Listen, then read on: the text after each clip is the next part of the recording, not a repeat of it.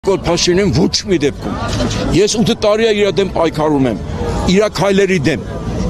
Դրանք անտրամաբնական, աննորմալ քայլեր են, որը բերեց մեծ կորուստների, կործանման բերեց։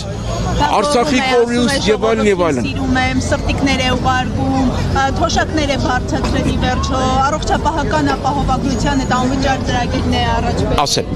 ուրեմն դրանք ընտրակաշառք են։ Չնայած իմ թոշակն էլ է բարձրացել, բայց ես չեմ ուզում այդ թոշակը մենակ երգիր լա, եթե երգիր եմ կորցնում, այդ 10,000 ինձ չի խապի, կամ գնամ բժշկի այդ խափեր, դրանով ես խափող մարդ չեմ։ Հայրենիքը, ժողովուրդը, ապագան, ինձ համար շատ ավելի կարևոր է, քան թե այդ ինչ-որ չնչի նյութական բաները։ Մի քիչ շատ, մի քիչ էլի կապրենք, բայց եթե երգիր կորցնենք, ում է պետք դա։ Հետո, բացի դրանից,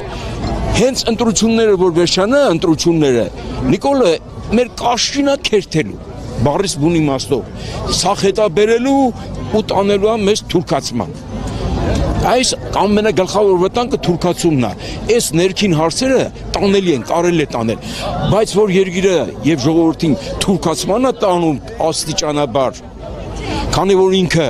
ոչ թե մեր ժողովրդի կամքի արտահայտիչն է, նա կոլաբորացիոն իշխանություն է, նա ծառայում է դրսին, դրսից իրան օգնեցին թուրքերին, ադրբեջաններին առաջի հերթին, որտեղ նրանք են շահագրգռված Հայաստանը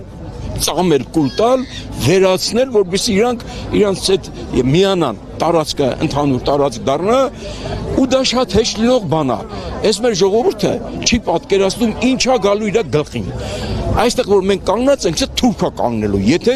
այս իշխանությունը չփոխվի։